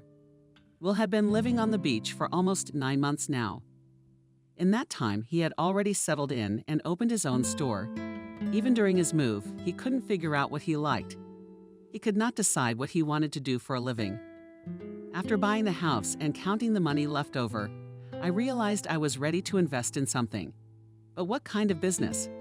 Thinking back over his past life, Will suddenly realized that he didn't really like much in this world. One day, walking along the waterfront, he smiled at his own thoughts and thought that it would be a great idea to open a hotel here. But of course, such an idea was out of the question. Every time he passed by the hotels, of which there were many in the area, he was painfully reminded of his parents. And he wanted to do something of his own, something special.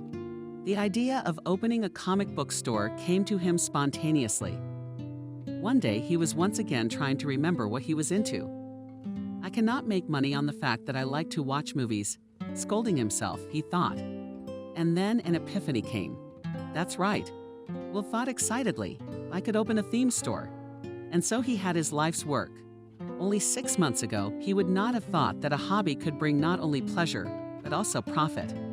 Of course, the young entrepreneur's income was not as huge as he was used to in his previous life. When money was given to him by his parents, but there was enough to live on. He bought a not particularly expensive, but good car. He found something he liked to do, and even his favorite hobby in the form of cartoons, comics, and movies was with him. Life, it seemed, and once again played with colors. If not for one thing, Will was very lonely in this world like no one else. Every day he thought about Cindy. In every girl he passed by, he looked for her. At some point, Will decided that it was time to change something and went on an active search. He started a page on a dating site, often appeared at various events, getting acquainted with girls. But it was all wrong. These girls were not the same. They were not Cindy. So after almost a year of his new life, he realized he had to try to find her again. After explaining to the employees of his stores that he would be away for a while, he bought a ticket and flew to his hometown. Getting off the plane, Will clutched in his hand the pendant that hung around his neck. And now William stood in front of a shabby old house and looked at the shabby surroundings with a sense of nostalgia. It seemed that in all the years he'd been away, this house, like the neighborhood, hadn't changed a bit. It seemed that even under the ugly entryway grew the same ugly flowers from the cars. And the same old ladies sat at the entrance. Will was visibly nervous. Every now and then he bit his lip almost to the point of bleeding. After all, the point was that he had finally decided to find her. His first and only love, his Cindy. Having flown to his hometown, the guy decided not to attract unnecessary attention to himself and under a false name stayed in a cheap hotel. The first thing he did was to find Cindy on social networks, but to no avail. Her old page in that network, where they used to communicate with teenagers, was deleted long ago, and there were no others. In the 7 years that Cindy and Will had been estranged, a lot had changed, including the internet itself. If before they sat in an uncomplicated messenger, now the network was literally bursting with a variety of sites and social networks. Alas, the search did not bear fruit, and Will took a break. All that was possible was left with his nose. He had already lost all hope of finding the field, as he suddenly remembered the old and reliable option, just to come to her house. And there he was, a changed man, all grown up and on his own, standing under her driveway, still hesitant to go inside. After long minutes of nervousness and trepidation in anticipation of the imminent meeting, he decided to make a step and enter the house. His nose was hit by the forgotten but familiar smell of cheap tobacco and alcohol. Will involuntarily wrinkled his nose, and his memories immediately went back to his wedding day. That moment when he had seen Cindy under the metaphor of fallen autumn red and yellow leaves. He decided then that it was a vision. What if it wasn't? What if the same fate awaited Cindy as most of the residents of this unfortunate neighborhood? What if she was mired in money debts, in a post-war unloved job? What if she had started smoking, that vile cheap tobacco? Will shuddered, with a heavy sigh. He went up to the floor he wanted and rang the bell at Cindy's apartment.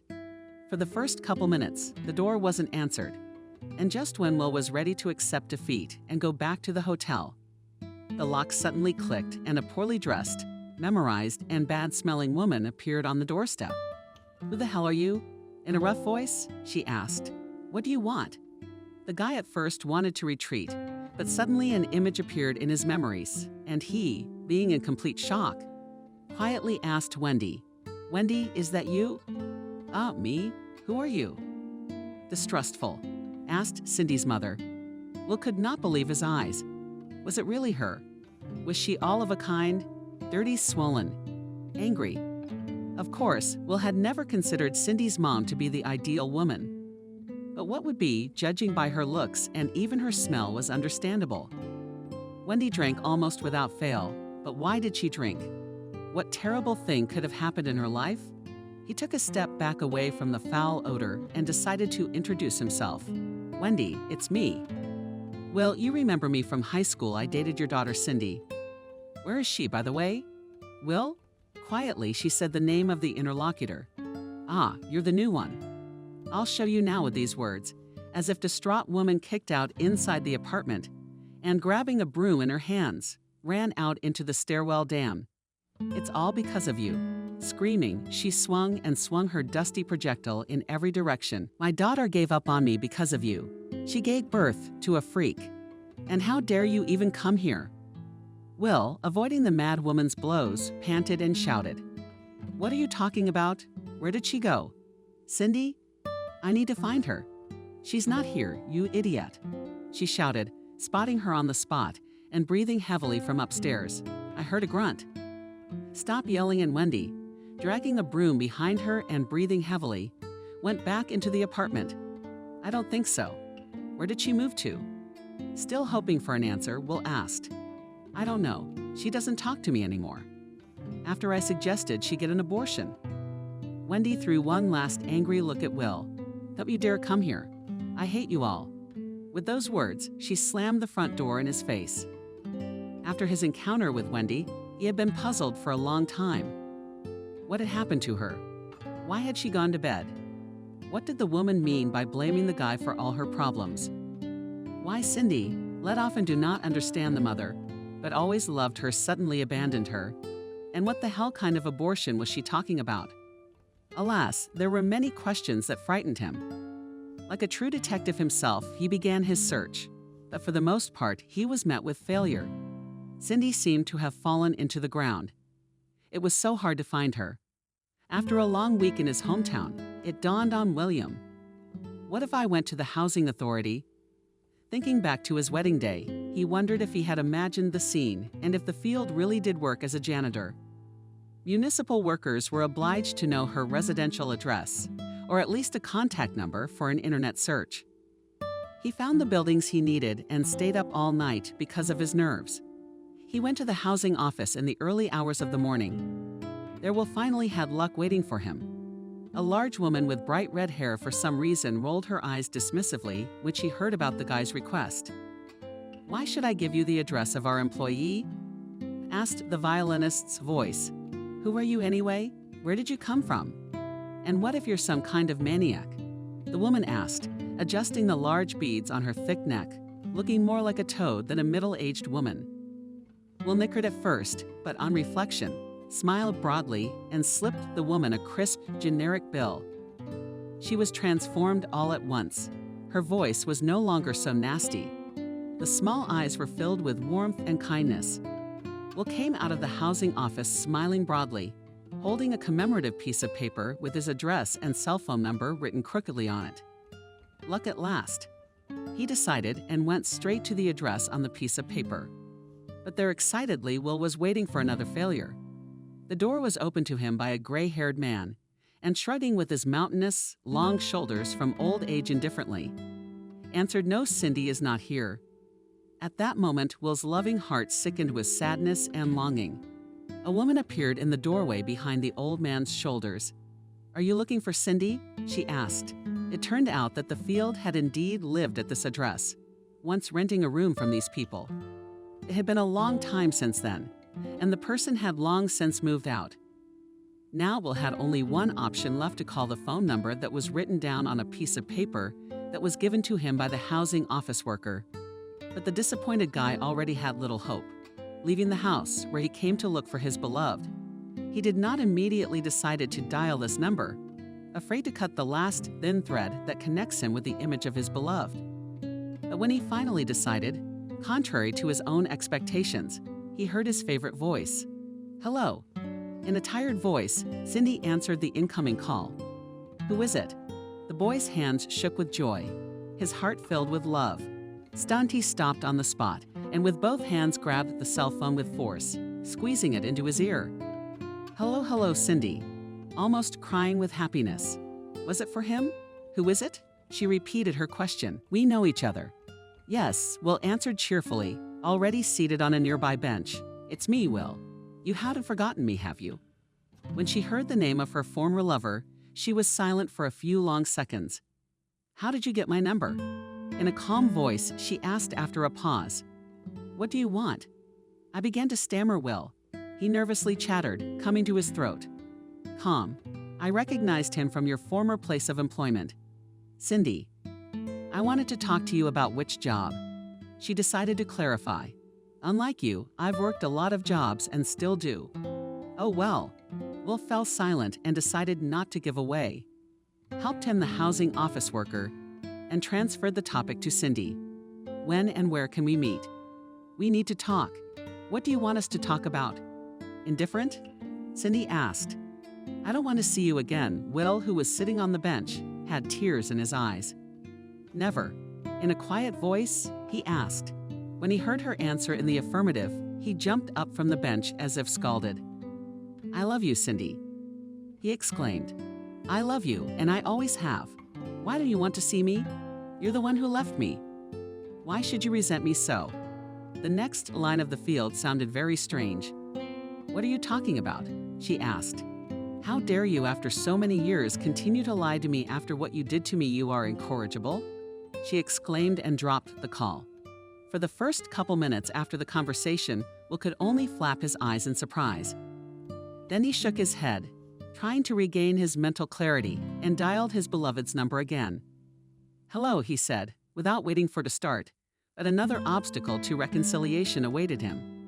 For from his cell phone heard only indifferent, "The subscriber is temporarily unavailable." Then he began to call again and again, but all in vain. Apparently, Cindy simply blocked the persistent guy. He threw her a few difficult texts, begging for forgiveness, but that didn't help either. Then Will, not knowing himself from resentment and pain in his soul, decided to act drastically. He walked stiffly toward his hotel, but something made him turn around and look at where he was sitting, talking on the phone with his ex-girlfriend. He took a long, hard look at the bench he was sitting on, and suddenly he realized that it was the same bench where they used to like to sit together. The very bench on which Cindy had sat, which he had given her lover a pendant.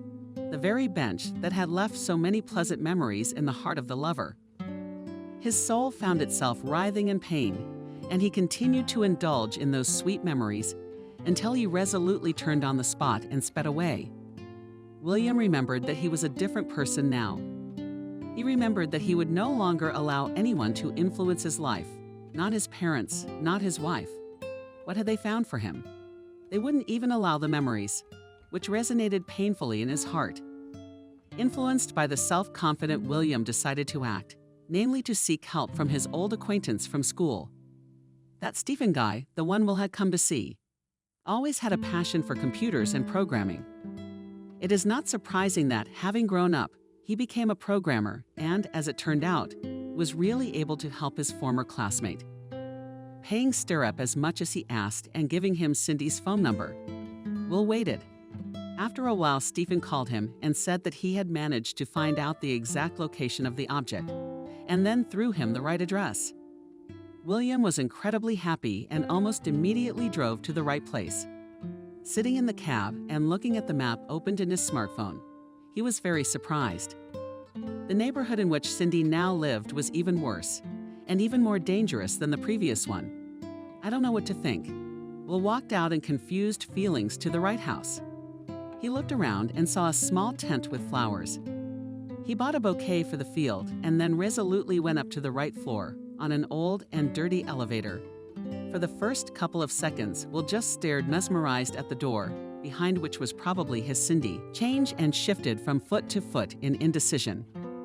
He, clutching the bouquet in his hands until his bones ached, decided to ring the doorbell.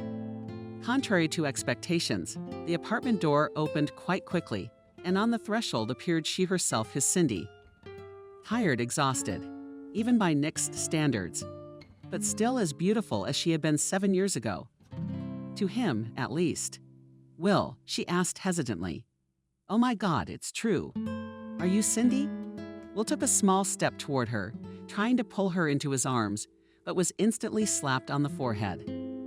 "Ow," he exclaimed. "Why do you keep taking that ah?" "Although I seem to know who it is in your field," surprise glittered his eyes. "What do you mean?" Will, still standing on the threshold of the apartment, warmly laughed as that, of course, your mother. "Oh, you ought to know how she gave me a hard time, cutting me right between the eyes with a broom." "Oh, Mama," quietly she said to her long brown former lover with an untrusting look. She finally gave in, opening the front door wider and offering him passage. "Well, the hell with you," she said, laughing. "You can't go through." Will smiled broadly and slipped the bouquet into Cindy's hand. When he followed the girl into the kitchen, he was horrified by the situation. Had things really gotten that bad for Cindy? Yes, he still thought she was incredibly beautiful, but it was impossible not to notice something. Cindy had changed a lot over the years. There was no excitement in her eyes. Gone was the flame of hope for a better future. Gone was the spark. She looked tired of life. A woman who had seen the sights, though she was only 24 years old when the former lovers sat opposite each other at the narrow kitchen table. Will asked, embarrassed, "You are divorced, married?" Unconcerned, she replied, "Divorced for a long time now." Ah, he visibly embarrassed. Will apologized for asking. But what happened? Cindy sighed tiredly. Nothing much. She reached into the candy jar on the table, pulled one out, opened it, but didn't eat it, leaving her to gasp. "I got married as soon as I graduated high school. I was in a situation where I couldn't afford to be alone. As you probably already know, I had a huge fight with my mom. But I needed support, so I hastily married him. After a year of marriage, he got tired of the problems I brought him, started drinking. Then I found out about his cheating. When I told him I knew, he started hitting me. I was only good enough for 6 months of living like that. And after that time, I filed for divorce." When she finished her monologue, she smiled sadly. "It's better to deal with problems on your own than with that kind of support. Right? Anyway, I never remarried. After you left me, I realized I could never fall in love again." She shrugged. "So what's up with you?" "Now, wait a minute," Will said indignantly. "I'm the one who dumped you." "Actually, you're the one who dumped me," he said indignantly. "And I mean you gave your husband a hard time. I think he gave you trouble." Cindy was silent for a few long seconds. "Never mind," she said at last, as if to say how I'd left you. "You're completely out of your mind. You don't have to make a fool of me. I clearly remember the message you wrote to me before you left." "What message?" He scratched the back of his head uncertainly. Immersing himself in his own memories, "No, I didn't write anything. I lost my phone at the airport that day. And after I found out you weren't flying, I was terrified. I bought a new smartphone when I arrived, but you had already deleted yourself from the network. I don't know what you had in mind, but I didn't text you. Lost my phone," the girl said quietly. "But then who wrote that text message?" Finally, after a long 7 years, the young people managed to dot all the I's. As it turned out, neither of them wanted to think about breaking up. Putting all the facts together, they guessed their parents were behind their breakup. Surprised, humiliated, depressed. They didn't even know what to think about separating them. The lovers lived apart. They suffered terribly. Each of them blamed the other for the way their lives had gone wrong. All this time, Will tried to find the reason why he was abandoned. All these years, he had been looking for the reason in himself. Cindy was certainly no different. For 7 years, she blamed herself for what had happened, asking herself the same question every day: why did he fall out of love with me? Is it impossible to love me at all? Will and Cindy simply could not believe that their parents had done this to them. They couldn't believe that such seemingly different people had come together for a common goal. And more importantly, what that purpose was: to trample tender teenage feelings, humiliate them, making them feel unwanted and abandoned. After finding out all the details, the former lovers succumbed to their newly rekindled feelings. As it turned out later, each of them dreamed of this meeting. Each of them wanted to see their other half again. When the emotions faded a little, Will and Field began to tell each other about their lives. Will told his childhood friend everything: how he lived for a long time in England, how he got married on account, and how his wife betrayed him on their honeymoon. He also did not forget to tell about the fact that he stopped communicating with his parents and how he started a new independent life. Listening to his story, the Field couldn't hold back a smile. "I'm so proud of you, Will," she said sincerely. As it turned out later, Cindy's problem was not only in her failed marriage. Will was surprised to learn that the girl was raising a child alone. "That's great," he marveled. "You have no idea how happy I am. We've dreamed of having a child." "Wait," she said with apparent sadness. But Will joyfully continued to Cindy, "I'm not stupid. I'm well aware that the child is from another man. But what's the difference? It's your son, so I'll love him as if he were my own." No, Cindy said, almost crying. "That's not what I mean. My Larry is very sick," she said quietly. "That's why he's not at home right now. He's in the hospital. He needs heart surgery, and for sobs. And as you realize, the surgery is not free. That's why I live the way I do." She looked around. "I saw with bitterness the look on your face as you looked at this interior. You think I'm thrilled. But right now, all the money is going to Larry's treatment. I have to work several jobs, but I still don't have enough money. My shift was canceled today by coincidence. The lights went out at the store, so you caught me here on a forced vacation." Bitterly, she laughed. Cindy raised her red, inflamed eyes to her interlocutor. Seeing that the guy was about to say something, she quickly shook her head, warning, raising her hand up. "Well, no, I know what you have to offer. I won't take money from you, especially since I only have so much left to save up." Will is dumbfounded, looking at the poor mother of a sick child. He'd like to help her. He really wanted to help her. But remembering the past, he stopped half speaking and only said quietly, "Okay." "What do you say?" She smiled gratefully. "Thank you. You really have changed a lot." The couple spent a few more hours together, talking about everything in the world, and more. At some point it seemed to them that time had stopped, and the whole world around them seemed to have frozen. They were so good together that it was a logical conclusion. Will and Cindy fit together as well as the pendants.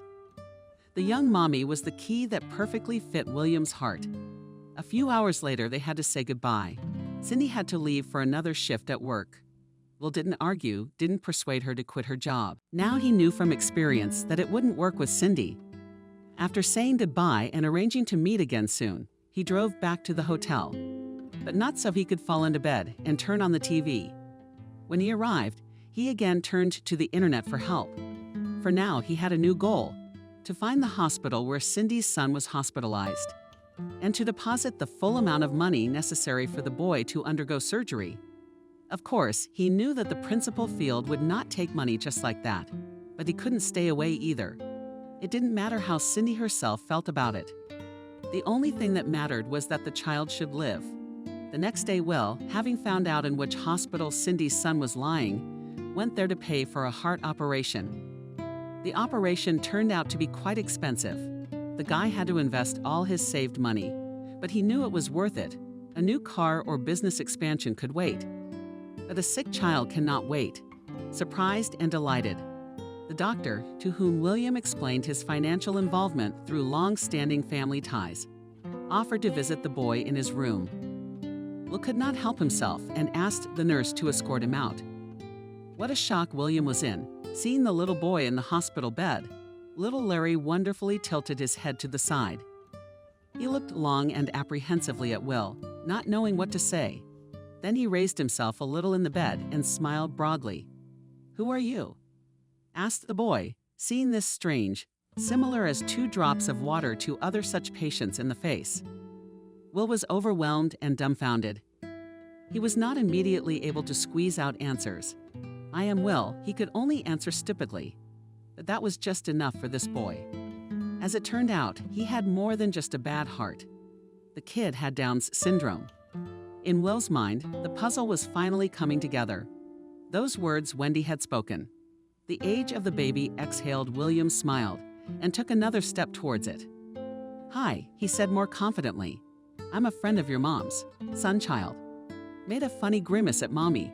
Warmly said the boy, "Why are you here?" and frowned perplexed. But not for long.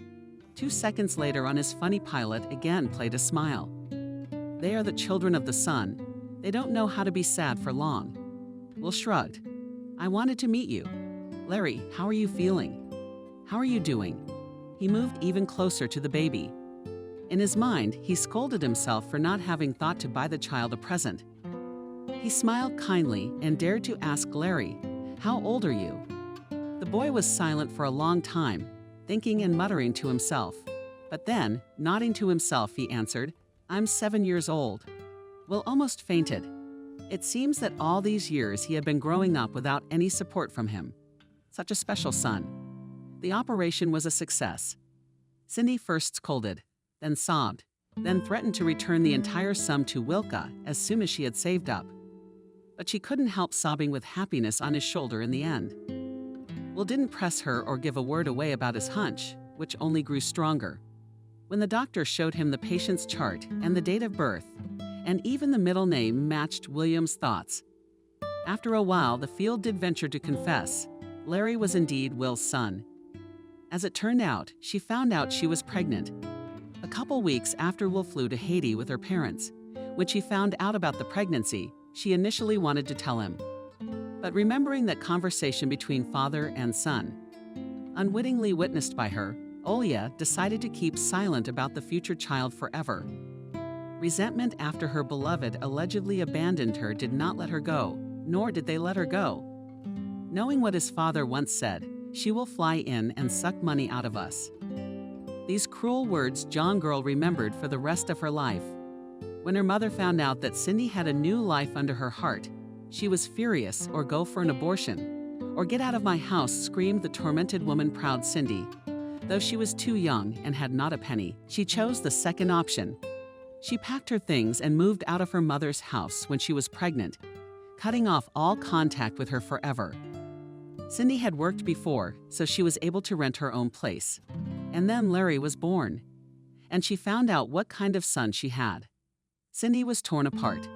She had to take care of the baby and work to pay the rent. Then, as if by magic, she became close to an acquaintance named Dima, who was not embarrassed by the fact that his future wife had a child, nor his diagnosis. He had long ago laid his eyes on this beauty. Then everything was like a fog. The spouse turned out to be problematic. There was little work, and the baby demanded more and more attention. Olia was torn at 5 jobs to support her family. One day, she suddenly remembered that she had not only dear to her heart, but also material things. The very chains she had once quarreled with her lover over. It was with a pang in her heart that Cindy decided to sell them. But to her horror, she discovered that the chains were missing.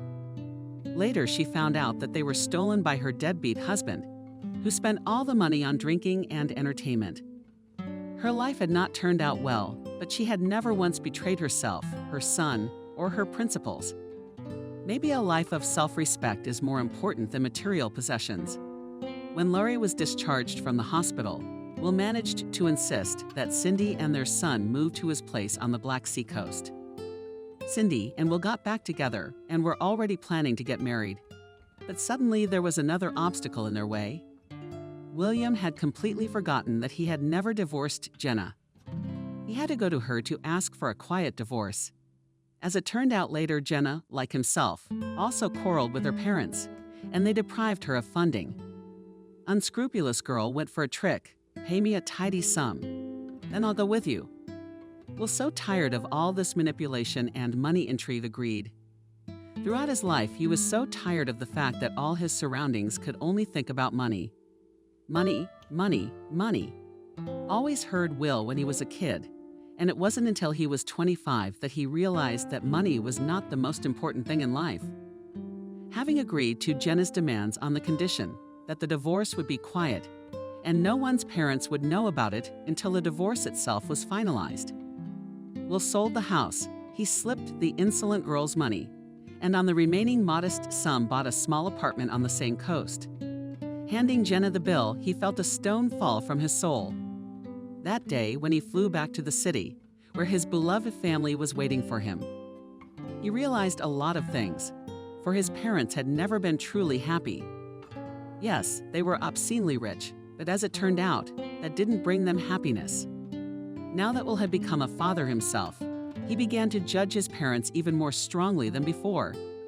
How could they control the fate of their own child, knowing that he would suffer? This thought could not fit in his head.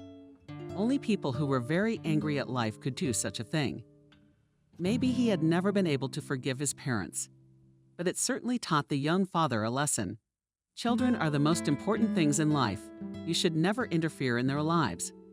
You should never dictate your rules to them. The only thing you should give your own children is unconditional love and support. And judgment is best kept to yourself, as much as you'd like to do that. Cindy and Will got married after 5 years together. They had another baby boy. The family lived quite modestly, but it didn't matter to them. After all, they had long ago realized that happiness is far from money.